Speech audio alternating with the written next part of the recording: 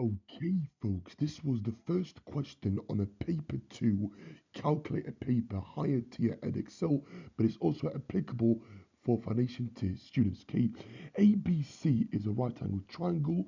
Work out the length of CB. Give your answer to three significant figures. Okay, so got a right angle triangle. We've got two side lengths. And let's work out this one. Okay, so let's call this one X. We are going to use Pythagoras theorem, which is a squared plus b squared is equal to c squared. So i.e. we are going to square the two shortest side lengths, add them together, and that's equal to the square of the longest length, or the hypotenuse. Now the hypotenuse here is always directly opposite the right angle, so this is your hypotenuse if you're unsure. Okay, and obviously a and b are your other two sides. Okay, it doesn't matter which one they are. So if I plug it in, we're going to get x squared plus 10 squared is equal to 19 squared. Okay, I'm going to rearrange this. I'm going to subtract 10 squared on both sides. So we get x squared is equal to 19 squared minus 10 squared. Final step, guys, is to square root both sides. So x is equal to the square root of 19 squared minus 10 squared.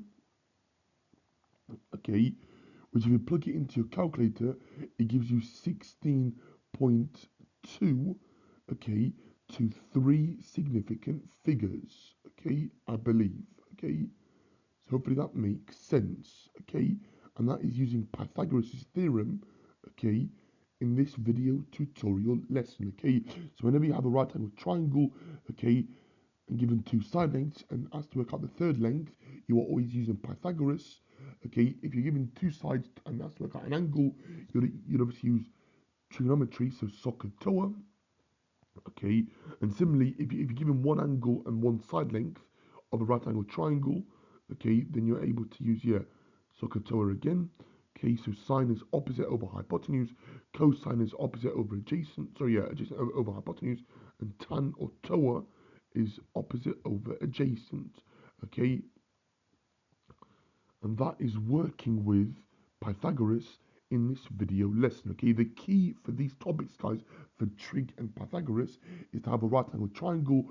We can use it in a non-right angle triangle, but that is obviously for higher tier only, the sine and cosine rule and the area rule using half a b sine c.